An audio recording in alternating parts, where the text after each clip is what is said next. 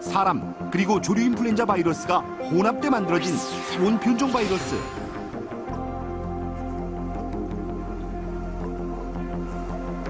기침, 재채기 등에서 뿜어나오는 10만 개 이상의 물방울이 감염의 원인. 현재 신종플루의 치료제는 흡입식 독감 치료제인 리렌자와 경구용 약인 타미플루뿐. 신종플루 바이러스 표면엔 뾰족한 모양으로 솟아있는 두 가지 단백질이 있다.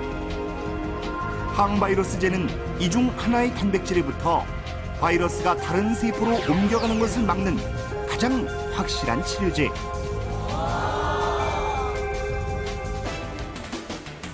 그렇다면 항바이러스제에 어떻게 복용하는 것이 좋을까?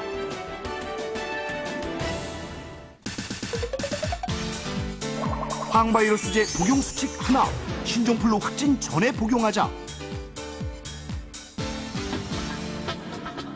항바이러스제를 확진 전부터 복용해야 하는 이유는 무엇일까?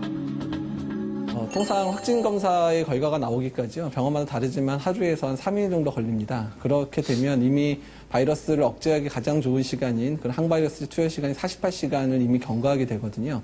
그렇기 때문에 확진 검사가 나오기 전이라도 증상이 신종플루에 맞다면 항바이러스제를 빨리 투여하는 것이 증상 호전이나 합병증 발생을 줄이는 데 유익합니다. 진단키트 검사를 2번이나 했지만 모두 음성으로 나와서 그만 치료 시기를 놓치고 말았습니다. 이처럼 많은 사람들이 타미플루 복용 시기를 놓쳐 폐렴 등의 합병증으로 안타깝게 사망했다고 한다. 그렇다면 항바이러스제 처방 어떻게 받는 것일까? 신종플루 검사를 위해 내원한 사람들로 북적이는 서울의 한 거점병원. 오액이 열나가지고 왔었어요. 왔는데 지금 신종플루 검사는 했어요. 했는데 결과는 내일 나온대요. 신종플루 검사 좀 받아보러 갔어요. 와이프가 좀 열이 많이 나서. 저도 혹시 딸내미가 양성이니까 저도 양성인가 싶어서 걱정돼가지고요. 그 검사했거든요. 저는 음성이라고 나왔어요. 다행이네요. 거점병원을 찾으면 몇 가지 검사를 받는데 우선 기본적인 초진. 그리고 1시간 정도면 결과를 알 수 있는 신종플루 간이검사. 또한 더 정확한 결과를 알고 싶다면 4월에서 열흘 정도 검사 기간이 소요되는 확진 검사를 받기도 한다. 어떤 경우에 타미플루가 처방될까? 일반적으로 신종플루는 일반 감기하고 큰 구별이 안 됩니다. 특히 그 37도 8분 이상의 고열이 쉽게 떨어지지 않는 특징을 보입니다. 이런 경우에는 그 전문가의 상의하에 타미플루 처방받아서 복용하시는 것이 안전하겠습니다. 그렇다면 처방받은 항바이러스제에 얼마나 복용해야 할까?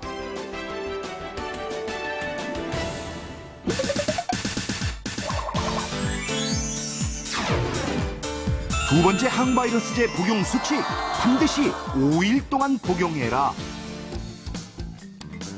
항바이러스제, 타미플루와 리렌자 모두 확진 여부와 상관없이 증상을 보여 약을 처방받게 된다면 1일 2회, 5일에 걸쳐 복용하는 것이 원칙. 그렇다면 5일 복용을 해야만 하는 이유는 무엇일까? 이제 신종플루가 의심되었거나 확진되어서 이제 타미플루나 릴렌자를 처방받았을 때 5일까지 반드시 드셔야 되는 이유는 바이러스가 증상이 좋아졌다고 해서 중간에 약을 끊게 되면 바이러스가 억제되다가 다시 재활성화될 수 있습니다. 그런 이제 재활성화되는 과정에서 타미플루나 릴렌자에 대한 내성을 획득할 수 있는 기회를 얻을 수 있게 되거든요. 그래서 바이러스가 억제될 때 끝까지 억제시킬 수 있도록 5일까지 끝까지 복용하는 것이 중요합니다. 다만 확진 검사 결과가 음성이 나왔을 때는 전문의와 상의한 후 복용을 중지하면 된다.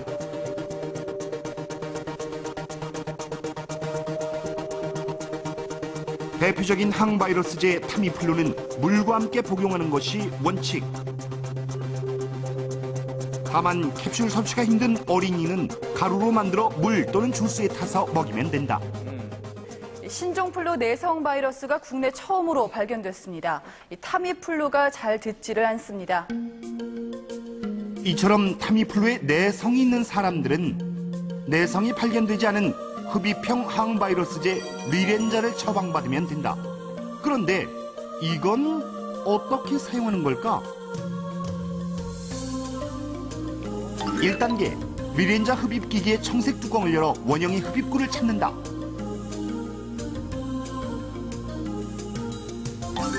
2단계, 이 흡입구를 당겨서 빼낸 후 동그란 구멍에 약을 넣는다. 3단계, 흡입기 본체의 손잡이를 올려 약품에 구멍을 뚫는다. 4단계, 기기 속으로 들어간 가루약을 흡입한다. 자, 리렌자 사용법 1단계부터 4단계까지 자세히 보시고 다시 한번 기억해보자. 시중에 나와 있는 항바이러스제는 릴렌자와 타미플루가 있는데요. 타미플루는 경구 복용 약이고요. 릴렌자는 흡입형으로 되어 있는 흡입제제입니다. 다만 이제 천식이나 이제 그 만성 폐쇄성 폐질환이 있는 환자들 같은 경우 흡입했을 때 증상이 악화될 수 있다는 얘기가 있기 때문에 그런 환자군에서는 피해야 됩니다. 항바이러스제 복용 수칙. 이번엔 가장 대표적인 항바이러스제 타미플루에 관한 것. 세 번째 항바이러스제 복용 수칙. 타미플루, 구토 증세가 나타나도 복용을 멈추지 마라. 타미플루를 처방받고도 그 부작용이 무서워 약을 먹지 않는 사람들이 많다고 하는데, 그렇다면 실제 타미플루를 복용했던 한 모녀와 KBS 아나운서 조우종, 이들에겐 복용 후 어떤 증상이 나타났을까? 굉장히 독합니다. 그래서 먹으면 복용을 하면 약간 좀 구토, 구역질 같은 게 좀 있고요. 그리고 몸이 좀 으스스 떨리는 듯한 그런 느낌도 있어요. 한 속이 약간 울렁거리는 정도? 그리고 다른 이상은 없었던 것 같아요. 근데 우리 아이도 밥맛을 조금 잃는 것 같고, 그리고 뭐 어땠어, 시은이? 괜찮았지? 썩대요. 이처럼 타미플루를 먹은 사람들이 가장 많이 호소하는 증상은 바로 울렁거림과 구토 증상. 또 이제 울렁거리거나 구토를 할 수 있습니다. 하지만 이제 하루 이틀 지나면은 구토도 가라앉고요. 또한 음식이랑 같이 먹으면 구토가 좀 억제가 될 수 있거든요. 그래서 조금 구토를 하거나 울렁거리더라도 치료 효과를 위해서 끝까지 드시도록 노력하셔야 됩니다. 그런데 항바이러스제를 투여한 후에도 좀처럼 열이 떨어지지 않아 불안해하는 사람들이 많다고 하는데, 이럴 땐 어떻게 해야 할까? 자, 네 번째 항바이러스제 복용 수칙. 항바이러스제 감기약과 함께 복용해도 된다? 맞으면 O, 틀리면 X. 맞춰보시죠. 자, 문제 나왔습니다. 감기약과 함께 항바이러스제를 복용해도 될까요? 안 될까요? 되면 O, 안 되면 X입니다. 네. 자, 이게 헷갈리죠? 같이 먹으면 안 될 것 같기도 하고. 예, 굳이 몸에 더 좋으라고, 더 빨리 나으라고 또 드시는 분도 계실까요? 그렇죠. 자, 확인하겠습니다. 자. 하나, 둘, 셋, 들어주세요. X 세 분. O 두 분. 네. 자, 세 분의 얼굴이 밝지가 않아요. 왜냐하면 조건 씨가 O를 지금 들고 있어요.